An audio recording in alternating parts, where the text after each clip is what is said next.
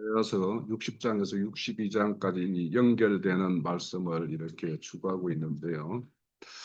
우리가 이제 이렇게 이사야서의 어떤 내용을 크게 대별해서 보면 40장에서 66장까지가 회복에 대한 말씀이고 구원의 어떤 이루어지는 어떤 그런 과정에 대한, 그리고는 그것이 최종적으로 완결되는 어떤 모양을 다 이렇게 설명하고 있어요. 그래서 40장에서 66장을 회복의 어떤 산이라고 생각을 하거나 구원의 어떤 산이라고 생각을 하면 60장에서 62장까지는 산의 어떤 봉우리에 해당되는 어떤 정점에 있는 말씀이라는 걸 우리가 잘 알고 있어야 돼요. 그래서 이 60장에서 62장의 어떤 내용을 통해서 우리의 구원의 어떤 완성의 모습이 어떻게 되고 그 과정은 어떻게 되며 그것이 최종적으로 하나님과의 어떤 관계가 어떻게 매듭지어지는가 하는 것까지를 우리가 봐야지. 일반 이 기독교계에서 우리가 믿고 이렇게 신앙생활을 하면 천국 간다, 이런 식의 어떤 그 단편적으로 이 규정할 수 없는 것이 이렇게 우리의 어떤 구원의 어떤 내용이고 구원의 안성의 어떤 모습이에요. 그래서 우리가 이런 것들을 볼 때 이제 그런 거죠. 우리가 편안한 안식을 가지기 위해서 어떤 집을 이렇게 할 때 요즘 같으면 이제 아파트를 이렇게 자기 집으로 이렇게 취하는 경우가 많은데, 그때 우리는 이제 아파트의 어떤 모델 하우스를 이렇게 보죠.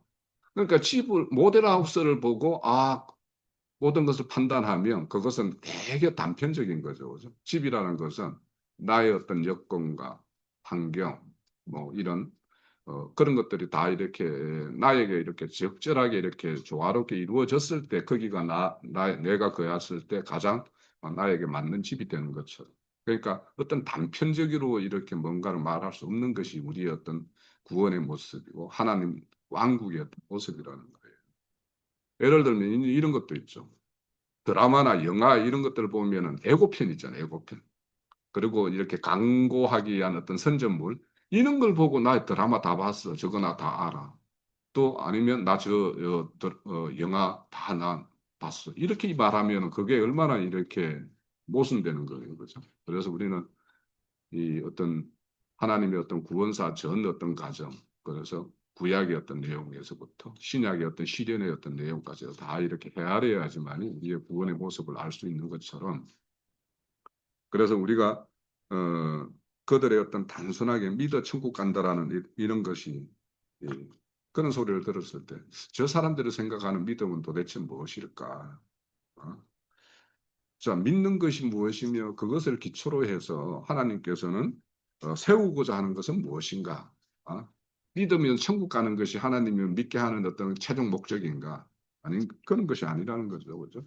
믿음을 기초로 해서 그 믿음이 그 한 존재를 새롭게 변화시켜서 그 변화된 어떤 그 사람의 어떤 무리들을 이렇게 다 통칭해서 이렇게 한 것들, 이런 것들을 이렇게 어우러져서 이렇게 했을 때 그것이 이제 하나님의 완전한 구원이지, 내 개별적인 어떤 구원으로 완결되는 것이라는 이런 생각을 버려야 돼요. 그러니까 우리 구원은, 각자의 구원은 하나님의 어떤 성을 하나를 이렇게 이루기 위해서 하나의 어떤 기초 소재일 뿐이지 그것이 완결이 아니란 말이에요. 그러니까 각자의 어떤 자신의 어떤 구원에 대해서 자신이 책임져야 될 부분도 있지만, 오늘 이 내용에 보면 62장의 내용은 전체적으로 한 세 단락으로 분류가 돼요. 세 단락으로. 그래서 1절에서 5절까지는 하나님이 주관하셔서 하나님이 최종적으로 이루고자 하는 것이 어느 것인가 하는 것을 딱 보여주는 것이 1절에서 5절이고, 그 일을 이루는 데 있어서 6절에 보면 파수꾼이 딱 등장을 해요. 그러면 6절에서부터 9절까지는 하나님의 어떤 동력자로 세워서 그를 파수꾼으로 세워서 하나님이 일하시는 어떤 이런 모습이 그려지고, 그리고는 이제 10절에서 이제 12절까지는 최종 그 일에 참여한 자들에 대해서 하나님이 어떻게 보응을 하고 그들과의 어떤 관계로 최종 이렇게 언약을 이렇게 완결시키는가 하는 내용들로 이렇게 구성이 되어 있어요. 그래서 내용을 그런 식으로 이렇게 가지고 이렇게 보셔야 됩니다. 자, 그래서 우리가 60장에서 보면은 우리가 구원의 완성된 모습이 어떤 것인가 하는 것들을 이렇게 먼저 제시를 해주죠. 그래서 먼저 눈으로 딱 보이게끔 해요. 그거는 이제 마태복음 17장에 보면 변화산에서 예수님과 엘리야와 모세가 함께 있는 그 변화된 모습을 제자들에게 먼저 보여주잖아요.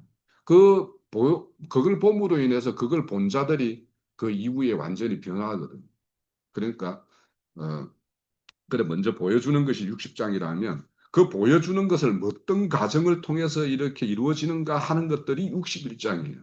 그러니까 61장에 보면 그 기름 부은 그 고난의 종이 이렇게 사역하는 걸로 통해서 잡힌 자, 이런 눌린 자, 이런 자들이 이렇게 해방받는 희년에 대한 어떤 말씀이 61장의 어떤 내용이고 62장은 그런 희년을 맞은 자들이 또 그들이 책임 있게 뭔가 우리 이 공동체를 위해서 이렇게 해야 될 바가 있는 것을 이제 말씀을 하고 있고 그래서 그런 일에 참여한 자들과 최종적으로 혼인 관계로 이렇게 완결되는 어떤 이런 그림을 그리고 있는 것이 이제 62장입니다. 그러면 62장의 이제 첫 번째 1절에 딱 보면 어, 나의 시온의 의가 빛같이 예루살렘의 구원이 햇불같이 나타나도록 시온을 위하여 잠잠하지 않으며 예루살렘을 위하여 쉬지 않아야 할 것이다. 나는 그러니까 이 일을 이루실 주체가 누구라는 거예요. 하나님 자신이라는 거예요. 그러니까 1절에서 5절까지는 하나님께서 주관해서 이렇게 이루어질 일, 그 최종적인 완결될 일, 이런 것들에 대한 이제 설명을 하고 있어요.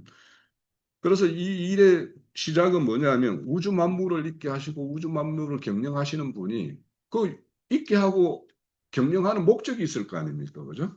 그 목적이 이 하늘에서 세운 뜻이죠. 그래서 우리가 주기도문을 보면은 하늘에서 이루어진 뜻, 그거는 하늘에서 세워진 뜻이에요. 하나님께서 세운 뜻이 땅에서 펼쳐지기를 이렇게 기도하는 내용이잖아요.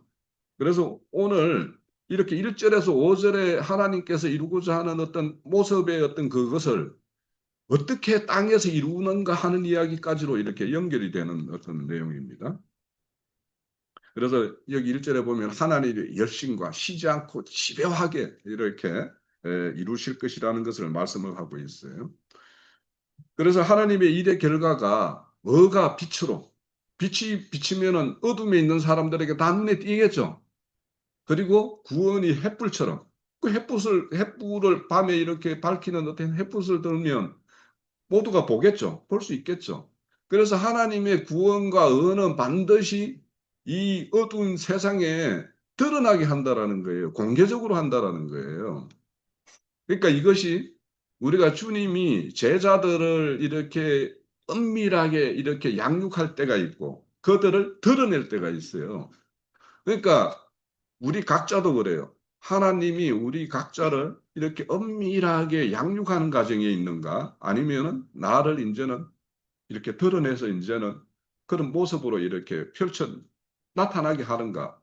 그런 것들을 우리가 잘 살펴야 돼요. 그래서 최종적으로는 하나님은 드러내는 거예요. 그 드러냄을 통해서 뭐냐? 2절에 보면 이방의 나라 만민이 그 영광을 보고 찾아오게끔 하는 거예요. 그래서 마태복음 5장에 너희는 세상의 빛이라 할 때 빛은 어둠에 이렇게 등대로 이렇게 불을 비치면 그 불빛을 보고 어둠에 있는 사람이 찾아오는 게 원래 도리인 거예요. 원래 도리인데 이제 실질적으로 그들은 빛인지 모르니까 빛이 찾아가서 빛을 조명해 줘야 되는 것이 이제 하나님이 행하시는 어떤 전도의 어떤 방법이죠. 그처럼 하나님은 이렇게 구원을 이렇게 만방에 드러낼 것이라고 이렇게 말씀을 하면서 그리고는 이제 이런 어떤 구원에 참여한 자들에게 새 이름을 주겠다라고 이제 3절에 말씀을 하고 있어요. 2절에 맞죠? 2절 하반절에 여호와 입으로 정하시는 새 이름으로 일컬음이 될 것이라. 그러니까 새 이름으로 일컬음이 된다라는 거, 이 새 이름을 받는다라는 것에 대해서는 우리가 이름이라는 것은 그 어떤 존재의 어떤 전체적인 어떤 전인격적인 존재성을 다 드러내는 것을 말해요. 그렇지만 또 새 이름을 받는다라는 것은 내 소속이 옛 이름일 때 소속되었던 것과 새 이름으로 소속되었다라는 것, 소속이 변경된다라는 거예요. 그러니까 우리의 어떤 생명계대가 혈육으로는 뭐 우리가 각자의 어떤 박씨, 성씨, 뭐 성씨들에 따라 이렇게 되어 있지만 우리의 온전한 새 생명은 예수의 어떤 족보에 딱 기록이 되어야지만이 새 이름을 받는 거예요. 그래서 우리가 그것을 다른 데에서는 뭐 생명책에 농명됐다 이렇게 표현하는데 그것이 새 이름을 받는 것은 똑같아요. 자, 그래서 이제 이렇게 존재성의 어떤 전환, 이것을 이제 새 이름을 이렇게 일컬음을 받을 것이며 이렇게 하는데 거기 보면 그 새 이름을 어떻게 하나님이 기이 여기느냐, 내 손에 있는 아름다운 강과 같이 생각을 하고 하나님의 손에 왕관처럼 이렇게 여긴다라는 거예요. 그러니까 하나님이 그 수고하고 애쓴 사역의 어떤 결과물이니까 그게 얼마나 하나님이 보시기에는 귀하고 존귀하게 보이겠어요, 그죠? 귀하겠죠. 내가 모든 정성을 다 이렇게 쏟아서 뭔가를 하나 만들어서 이렇게 냈을 때 그것이 얼마나 귀할 거예요. 그죠? 내 어렸을 때 보면은 뭔가 나무로 이렇게 조각해서 장난감도 만들고 뭐 팽이도 만들고 막 이렇게 할 때 물론 그런 것들은 잠시 가지고 놀다가 이제 또 조금 있으면 실증이 나서 이렇게 내팽개치기는 하지만 그것이 다듬어졌을 때 처음에 내가 원하는 대로 이렇게 다 만들어졌을 때 그거 얼마나 만족감을 주는 겁니까? 그죠? 그런데 이제 여기에서 하나님께서 이루신 이 일은 영원한 것이니까. 그래서 그렇게 손의 왕관처럼 그렇게 영화롭게 이렇게 생각을 한다라는 거예요. 그리고 이제 4절에 보면은 다시는 너를 버림받은 자라 부르지 아니하고 다시는 내 땅을 항무지라 부르지 않는다. 그러니까 이전에 속한 자들, 자신이 새 이름을 받기 이전에 어떤 사람들을 버림받은 자다. 그거는 항무지다. 이렇게 부르는 거예요. 그 항무지라는 거는 뭐예요? 모든 게 공허하고 황폐한 상태인 거 아니에요. 이거는 뭐냐면 세상 사람의 어떤 마음이나 이런 것들을 우리가 하나님을 아는 우리가 이렇게 보면 얼마나 그 황폐합니까? 그죠? 보잘것없는 거에 목숨을 걸고 있고 뭐 이런 것들 이런 걸 보면 참 그래서 우리가 그런 것들을 이렇게 치부하고 그런 것들의 가치를 이렇게 주고 이렇게 살았던 어떤 그 인생이 이제는 하나님을 알므로 인해 가지고 이제 전혀 새로운 어떤 그런 어떤 이름을 이렇게 부여받는데 그것이 뭐예요? 여기에 보면 헵시바와 뿔라라 이렇게 되어 있어요. 그러면 헵시바라는 거는 뭐예요? 나의 기쁨이 그녀에게 있다. 이렇게 되어 있죠. 그래서 여기 그녀라는 것은 다시 회복된 예루살렘 성을 이야기하는 거예요. 이 각자는 그 어떤 예루살렘의 어떤 부분일 뿐이고, 그래서 하나님은 항상 뭐냐? 그 완결의 어떤 공동체를 말하고 있어요. 그래서 우리가 신앙을 하면 우리 각자의 어떤 이루어지는 모양도 있는가 하면 우리가 단체적으로 이루어는 어떤 그 무리의 어떤 그 모습 이런 거에 대한 어떤 관념이 없으면 하나님의 왕국에 대한 이해가 없는 거예요.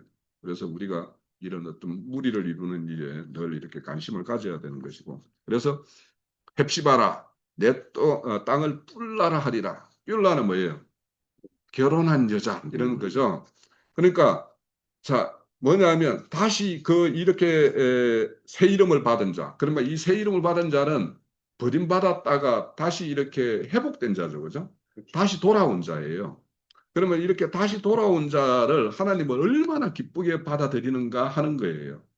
그래서 요즘에 이렇게 교회에 이렇게 모습 보면 예전에 이렇게 같이 한 무리를 이루었다가 떠났던 사람들이 돌아오는 역사가 지금 계속 이어지는 것 같아서 지금 이렇게 말씀이 이렇게 응하는 것과 우리 교회의 어떤 모습과 이런 것들이 참 이렇게 잘 이렇게 매칭이 되는 듯해서 되게 오늘 이런 말씀을 이렇게 준비하며 증거하는 어떤 제 개인적으로도 굉장히 기쁘고 좋습니다. 자, 그래서 이렇게 돌아온 자가 얼마나 하나님의 어떤 기쁨이 되니까 다 그와 결혼하고 싶다. 이런 말씀을 하는 것이 헵시브와 뿔라라는 거예요. 그래서 이제 이렇게 하나님은 그 돌아오는 자들을 그렇게 반기는 모습이에요. 그리고는 그가 이 돌아온 그 회복된 그 성을 예루살렘 성을 마치 청년이 처녀와 결혼한 같이 그 아들이 그를 취하겠고 신랑이 신부를 기뻐하는 것 같이 내가 하나님 너를 기뻐하시리라. 그러니까 그 돌아온 자를 신랑이 신부를 그렇게 반기고 맞이하는 어떤 그런 심정으로 하나님은 그렇게 반긴다라는 거예요.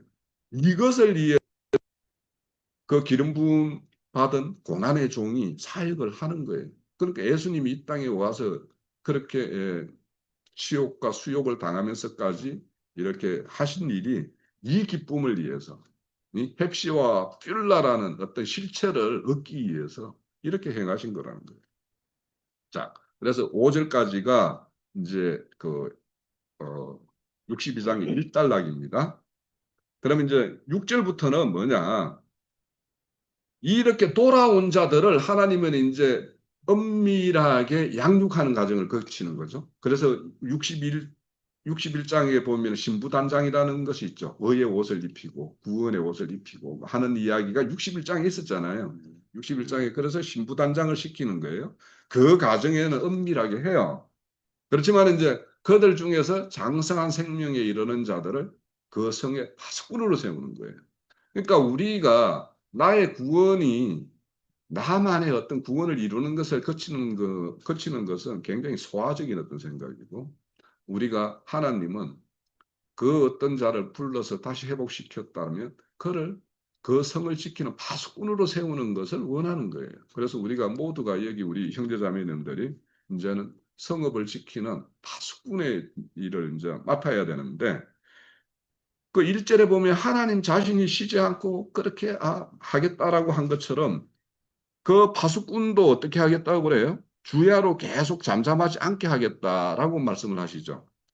그렇게 하고 그 파수꾼들이 여호와의 기억하시게 하는 자들아 너희는 쉬지 말며 이렇게 말하는데 그 파수꾼이 하나님을 이렇게 기억하게 한다라는 것은 뭐냐면 하나님 이런 약속했잖아요. 이런 약속을 계속 상기시키면서 그 약속을 이루어 줄 것을 이렇게 강구해야 된다라는 거예요. 파수꾼이라고 해서 그러니까 우리가 진짜 이렇게 뭐 물리적인 세계에서는 성읍에 이렇게 뭔가 높은 탑에서 이렇게 적이 이렇게 몰려오는가 어떠한가 이런 것들을 살피기 위해서 이렇게 감방대에서 올라가서 이렇게 지키는 것이 파수꾼이잖아요. 그러면 우리는 영적인 세계에서는 뭐예요? 뭔가 이렇게 형제 자매님이나 이렇게 교회를 이루는 어떤 모양에서 뭔가 이렇게 이것이 해결되어야 될 문제 이런 것이 있다라면 그런 것을 하나님께 간구하고 이루어 달라고 이렇게 중보하는 것이 파수꾼이라는 거예요, 지금. 여기에서 난 이 말씀 62장을 보면서 이 중보 기도가 얼마나 중요한 것이구나. 이것을 행하지 않으면서 어떤 성읍의 어떤 그런 무리를 이렇게 이룬다라는 것은 참 어불성설이었구나라는 것을 저는 기도의 중요성을 62장을 보면서 굉장히 깊게 깨달았어요. 그래서 하나님은 이렇게 하나님이 일하는 방식이 하나님 당신이 전면에서 이렇게 나서지만 동력자를 반드시 참여시켜서 그 일을 이렇게 이루게 하신다라는 거예요. 그래서 하나님의 일하는 방식에 널 왜 이렇게 동력자로 이렇게 중보자로 이렇게 참여케 하는가 하는 것들은 이따가 이제 그 3번의 어떤 세 번째 단락에 가면 더 명확하게 이렇게 드러나요. 그래서 하나님은 선하고 기쁜 뜻을 이렇게 세웠죠. 하늘에서 이렇게 세웠어요. 하늘에서 이루어진 뜻. 그러니까 하나님께서 계획하신 뜻. 이것이 땅에서 펼쳐지고 이루어지기 위해서는 반드시 이 파수꾼의 기도를 통해서 이룬다라는 거예요. 그래서 이 기도가 하나님의 뜻이 성취되는 어떤 통로라는 거예요. 자, 이와 관련돼서 하는 말씀 하는 부분 한번 찾아볼게요. 빌립보서 2장 13절을 한번 찾아보세요. 신약 성경 320면이에요. 제가 이제 어제 보면서 이렇게 찾아봤는데 빌립보서 2장 13절을 한번 보고 한번 누가 큰 소리로 한번 읽어 주시죠. 너희 안에서 행하시는 이는 하나님이시니 자기의 기쁘신 뜻을 위하여 너희에게 소원을 두고 행하게 하시나니. 그렇죠. 그러니까 하나님의 선한 기쁜 뜻을 세웠고 그 뜻은 뭐냐면 우리 각자의 마음에 그것이 소원이 되게 하는 거예요. 그래서 하나님이 그 뜻이 펼쳐지는 것은 하나님이 세운 뜻과 그것을 중보하는 파수꾼이 딱 만났을 때 그것이 실현되는 거예요. 그래서 오늘 이 62장에서 이 부분에 대해서 우리가 깊은 감명을 좀 받기를 바라요. 그러니까 하나님은 반드시 소원을 두고 사람에게 소원을 두고 일을 하시는데 자 봐봐요. 어떤 사람이 소원을 두고 이렇게 계속 강구하는 어떤 기도 중에 있었어요.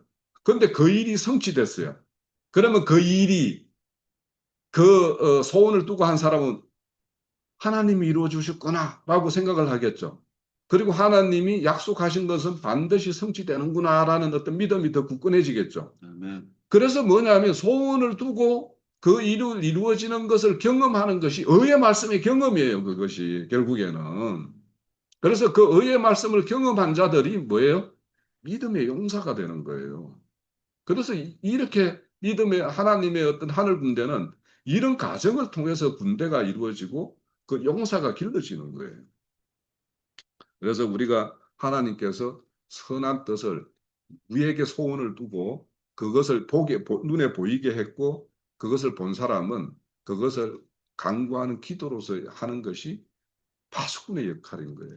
그것을 내 눈에 저 모습을 내 눈에 이렇게 띄게 하셨다라고 하면은 아 저걸 두고 나에게 어떤 소원의 간구를 이렇게 요구하는 것이 하나님의 뜻이구나라고 생각하고 그것을 그렇게 간구하는 일이 파수꾼의 일이라는 거예요. 자, 이런 관점에서 우리가 주기도문을 다시 한번 생각을 해보고 주기도문의 내용이 얼마나 이게 중보적인 내용이고 한 건가를 다시 한번 보시면은 알 수가 있어요. 그래서 저도 제가 주기도문에 대해서 뭐 한 16편으로 이렇게 한번 강론을 한 적도 있었는데 그 내용을 다시 한번 생각을 하게 되고 그것이 얼마나 이렇게 개인적인 것이 아니라 얼마나 이렇게 단체적이고 어떤 하나님의 어떤 뜻이 이렇게 이루어지는 일과 관련된 내용인가를 우리가 알 수가 있어요. 그래서 세상 사람들이 구하는 기도와 주님이 제자들에게 알린 기도가 얼마나 다르고 오늘 말씀에 말하는 어떤 파수꾼의 어떤 중보 기도와 얼마나 그것이 주기도문이 우리 흔히 말하는 주기도문이 잘 이렇게 매칭이 되는가를 우리가 알 수가 있어요. 자, 그 8절 9절에 보면 이렇게 하나님의 이렇게 중보자의 어떤 중보가 성취되었을 때 이루어질 일들이 기록된 것이 8절 9절이에요. 그러니까 하나님에게 그 간구하는 그 간구가 성취되었을 때 이루어질 일인데 거기 보면 나의 곡식을 다시는 원수에게 빼앗기지 않겠다라는 거죠. 빼앗기지 않게 하겠다.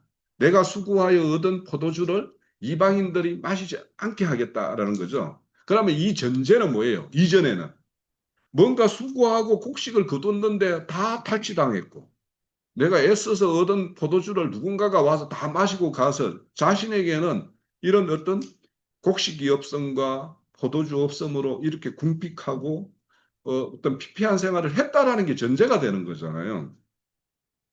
그러면 여기에서 말하는 곡식과 포도주라는 것을 한번 생각을 해볼 필요가 있죠. 여기서 말하는 이 곡식이라는 것은 우리가 신앙생활 이런 어떤 영적인 측면에서 보면 영의 양식이 탈취당하는 거예요. 그죠? 뭔가를 수고했어.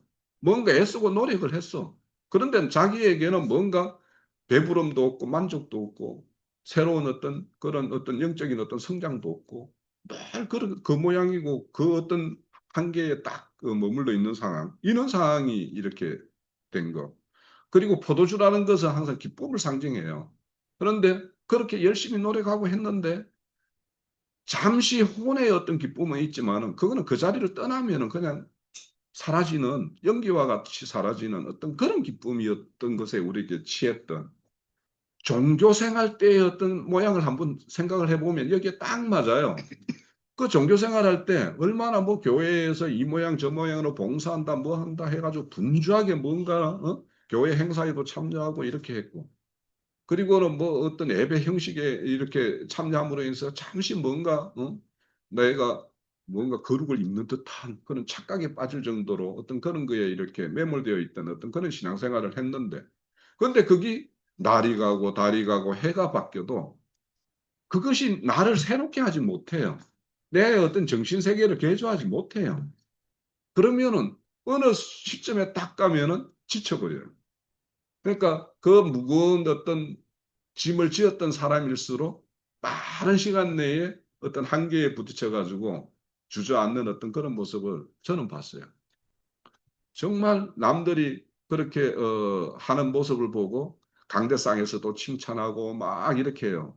근데 그 칭찬이 처음에는 칭찬이었지만 나중에는 그 사람에게는 부담이 되고 이제 자기가 지쳐갔을 때에는 자신의 어떤 모습이 남들에게 어떻게 비칠까 해서 이게 막 그냥 어? 너무 이렇게 짓눌리는 어떤 그 생활을 하다가 딱 그냥 포기하고 주저앉는 걸 봤거든요.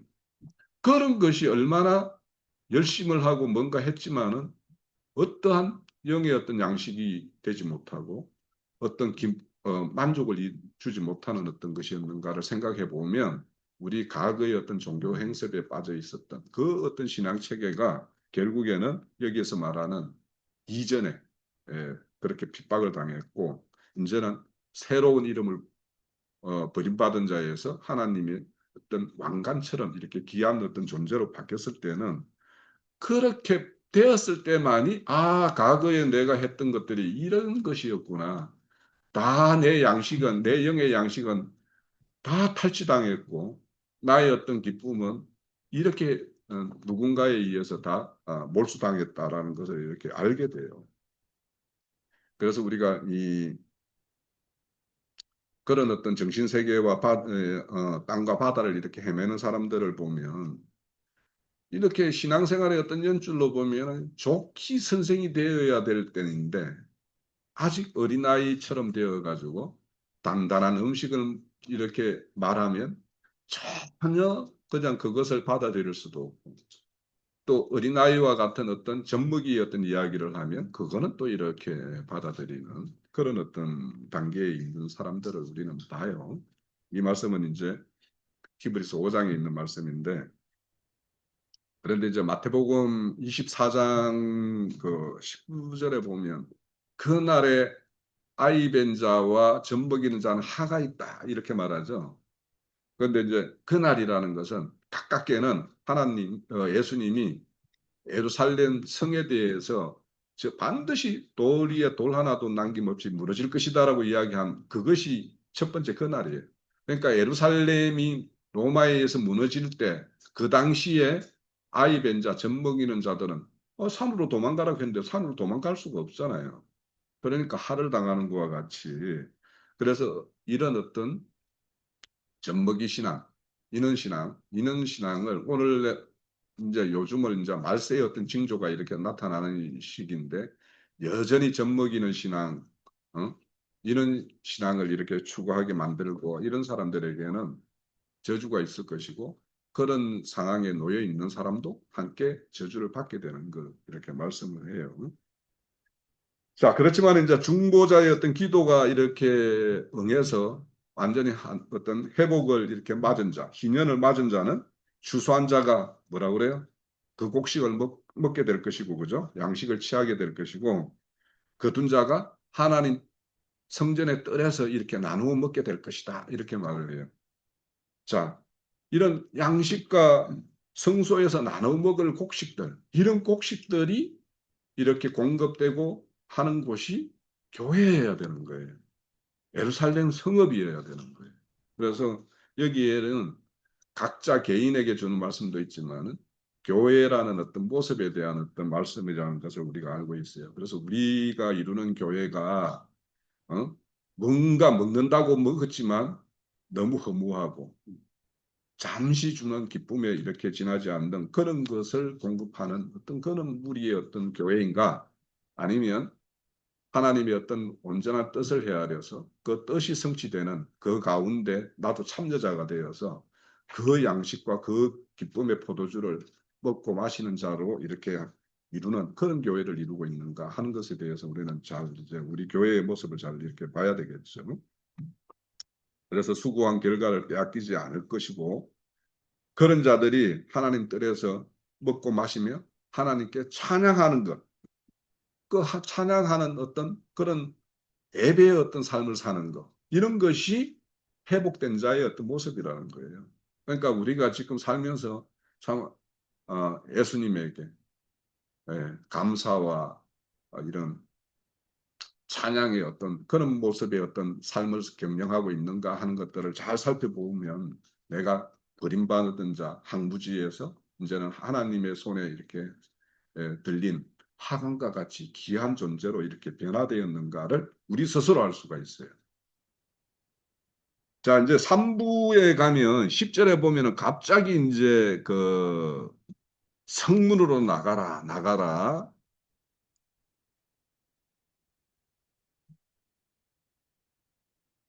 또 길을 수축하라, 또 도를 제하라 이런 말씀으로 이렇게 갑자기 이런 명령형이 막 갑자기 등장하죠. 자, 이렇게 예, 어, 이런 어떤 그 하나님께서 이런 말씀을 주는 것은 누군가 아직도 구원의 왕이고 생명의 왕이신 그분을 맞이하지 못한 자들이 있겠죠.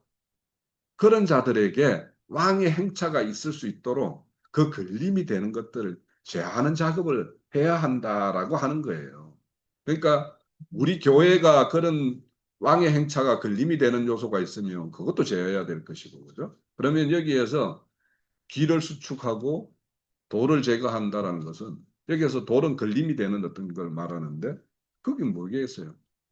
하나님의 일께로 돌아가는 어떤 회개의 어떤 걸림돌이 되는 교만과 불순종의 어떤 것들 이런 것들을 제하는 작업이 될 텐데 이것을 구체적으로 좀 더 세밀하게 따진다면 인간의 생각에서 난 교리라는 것이 가장 큰 걸림돌이죠.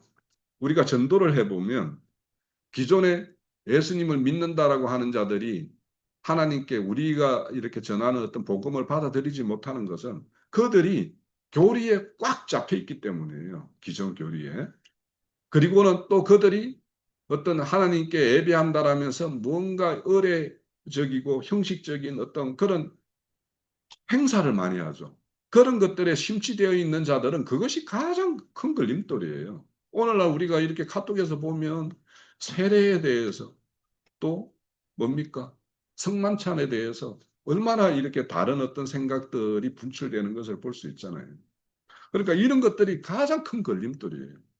그래서 우리가 우리 아까 찬양할 때 사람은 거룩이라고 803장 우리 찬양을 했는데 그 거룩에 뭔가가 차 있으면 새로운 것을 담을 수가 없어요.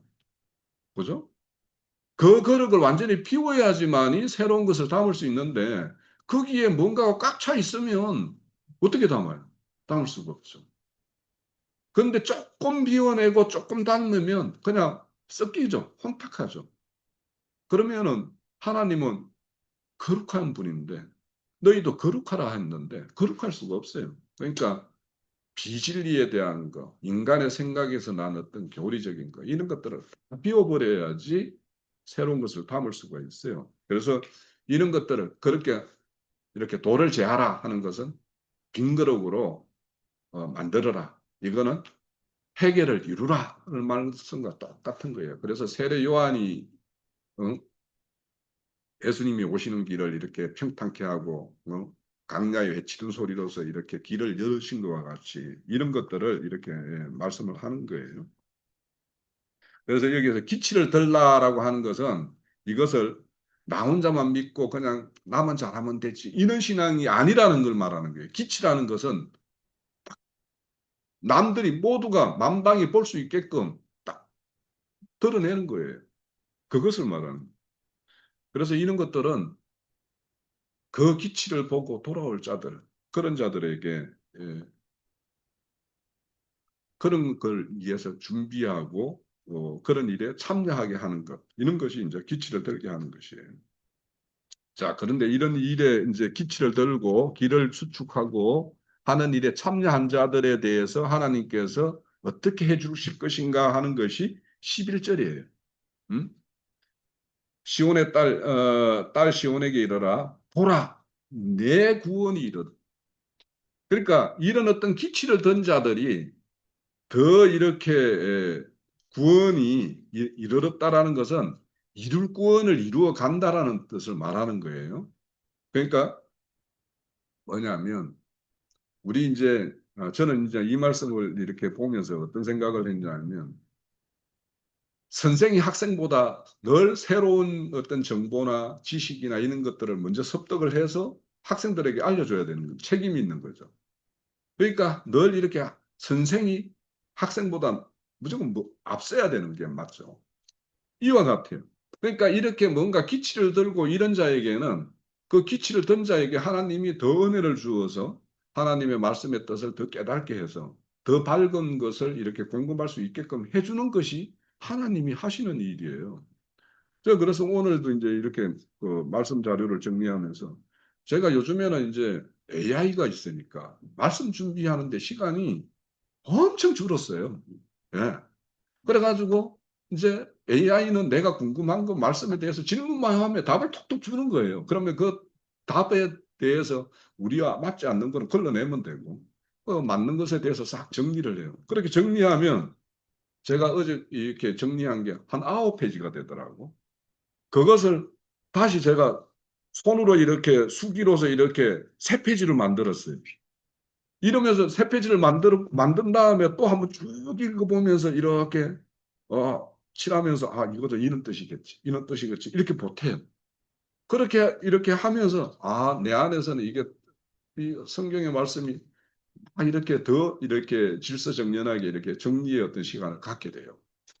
이와 같아요. 그러니까 기치를 들고 뭔가를 하나님의 소리를 외치는 자들은 하나님의 말씀이 더 깊게 나아갈 수 있는 이런 동기가 돼요. 자연이 돼요. 이런 것처럼 구원이 하나님 뜻을 더 깊게 헤아리게 되고 하나님의 뜻을 더 이렇게 동행하는 그런 길로 이렇게 나아가게 되는 거예요. 그래서 너의 구원이 이르렀고 그에게는 뭐예요? 상급과 보응이 있을 것이다라고 말하죠. 그러니까 하나님은 그 파수꾼으로서 이렇게 세움을 받은 자, 그래서 그 파수꾼으로서 기치를 들고 길을 수축하는 일에 이렇게 하나님의 일에 동력자로 이렇게 참여한 자에게는 그에 따른 보상을 반드시 해주겠다라는 것이고 또 보응을 하겠다라는 것은 그렇게 하지 않는 자에게는 보응이라는 것은 심판이에요. 공의의 심판이에요.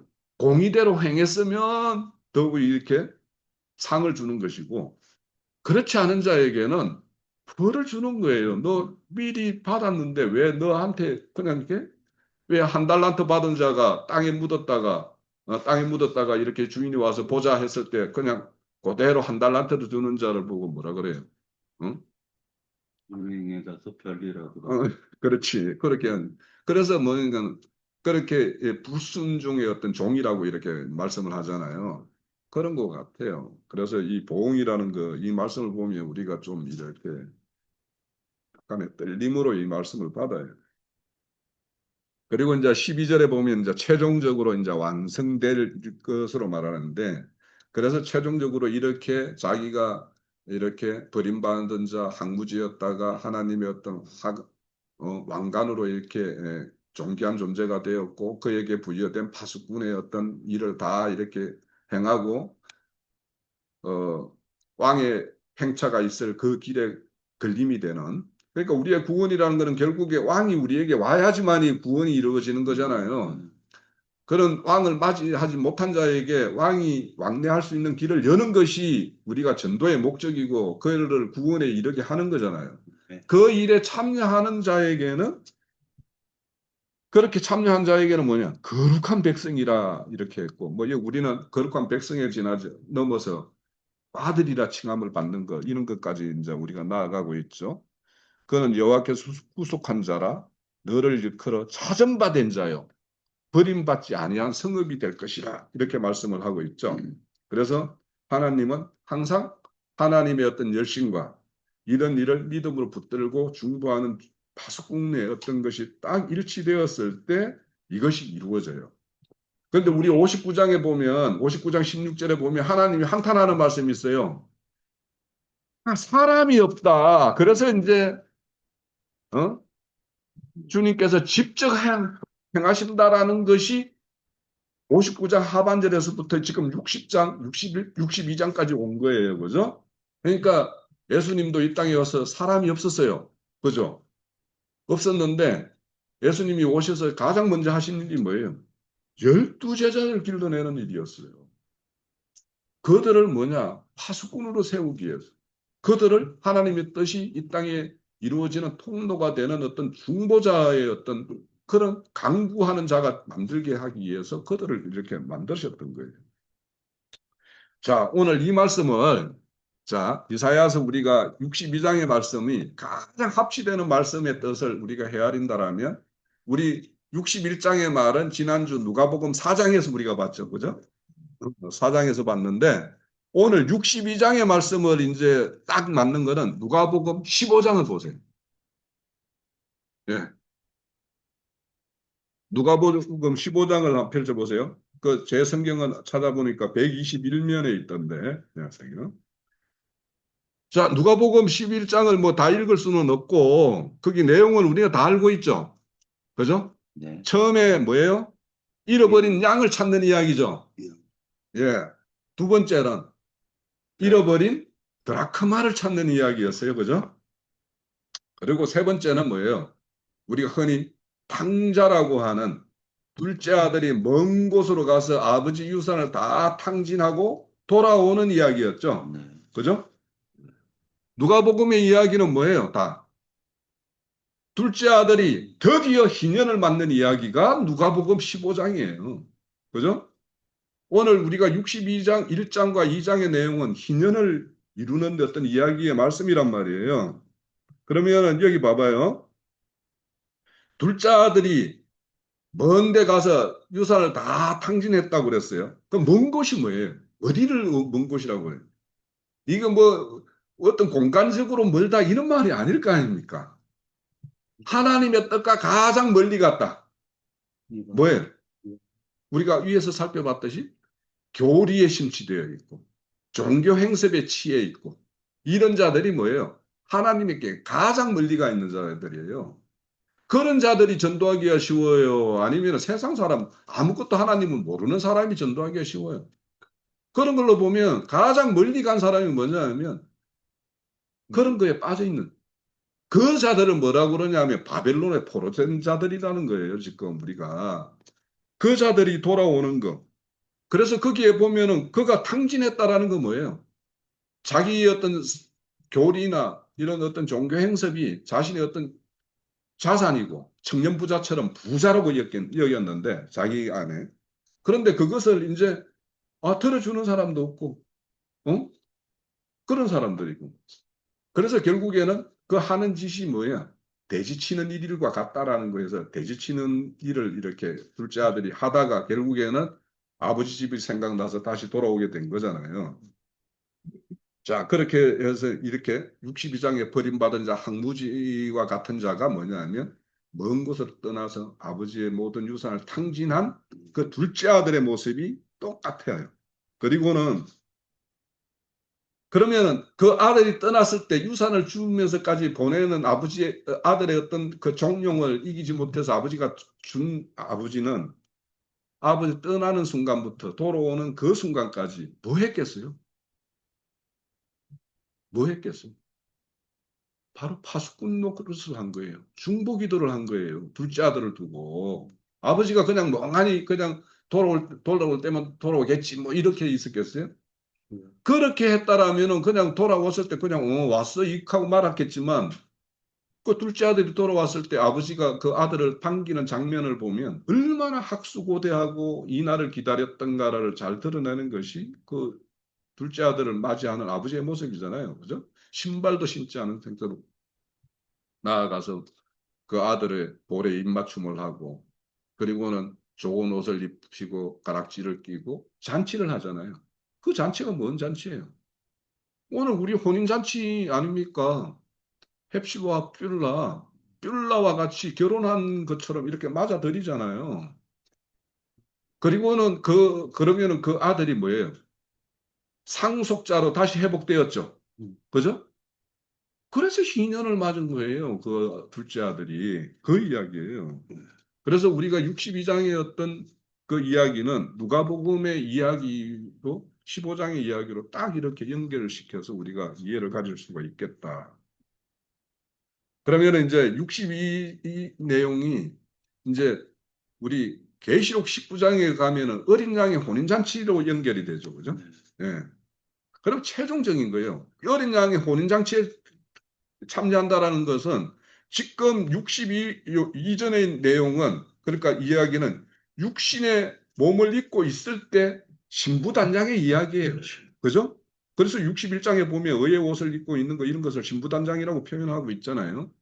그것은 우리가 육신의 몸을 입고 교회 생활하는 동안까지의 이야기고 그리고 62장의 앞에 파수꾼의 이야기 이렇게 해서 최종적으로 너희는 하나님의 거룩한 이고 62장의 이제 12절의 말씀은 이건 계시록 19장으로 연결되는 거예요. 그래서 19장에 보면은 어린 양의 혼인잔치를 이렇게 이루는 건데, 그러니까 이제는 약혼의 관계에서 결혼의 관계로 완전 전환이 되는 것이 그죠. 이것은 우리 육신의 몸을 완전히 벗고 이제 첫째 보활로 참여해서 신부성에 들어가서 그 혼인의식을 하는 것이 이제 계시록 19장의 말씀이에요. 자, 그래서 오늘의 이런 62장의 내용은 60장에서부터 62장의 내용은 우리의 구원이 어떠한 모양으로 어떤 과정을 거쳐서 어떻게 완결되는가 하는 것을 다 보여주는 그림이 60장에서 62장의 내용. 그래서 우리가 일반 어떤 기독인들이라고 말하는 사람들이 믿고 천국 간다라는 이런 단편적인 것과 우리의 어떤 구원이 어떻게 시작되어서 누구의 주관에 의해서 누구의 어떤 동력자를 이렇게 참여시켜서 이렇게 이루어지는가 하는 것들을 우리가 잘 이해를 해야지만이 하나님이 능력이 없어서 손수 혼자서 못해서 이렇게 하는 것이 아니라 그 구원에 참여하는 자들이 더 구원을 이룰 수 있는 자가 돼요. 선생이 더 많은 새로운 지식을 취득하고 하는 것과 똑같은 원리예요. 그래서 우리가 다 선생되기에 족한 자라면 거기에 합당한 어떤 그런 것들로 이렇게 추구해야 될 것이고, 하나님은 결국에는 이런 동력자로 파수꾼으로 세워서 이렇게 일을 하는 이유는 우리 창세기 1장에 보면 하나님이 사람을 지어서 뭐예요? 대리 통치하는 것이 하나님의 뜻이잖아요. 너를 이들로 다스리게 하자. 그래서 그 다스리게 하는 자로의 어떤 완성을 지금 이루기 위해서 파수꾼으로 우리를 세우시고 그 일을 맡게 해서 하는 일이에요. 그래서 오늘 우리 60장, 62장의 내용은 우리의 어떤 구원의 어떤 정 과정을 압축적으로 보여주는 어떤 그런 그림이니까 한번 이는 어떤 말씀의 어떤 그런 구조를 이해를 가지고 다시 한번 60장에서 62장까지는 길지 않잖아요. 뭐 10여 절 정도밖에 안 되니까 한번 다시 읽어보고 주기도문도 다시 읽어보고 그리고 하나님이 최종적으로 이렇게 15장 누가복음 15장에서 잃어버린 자를 이렇게 찾았을 때 얼마나 그 기쁨이 되어 가지고 그런 잔치를 베푸는 본인 잔치와의 어떤 연결 이런 것들을 좀 어, 연결시켜서 다시 한번 보시기를 권고합니다. 자, 마칩니다.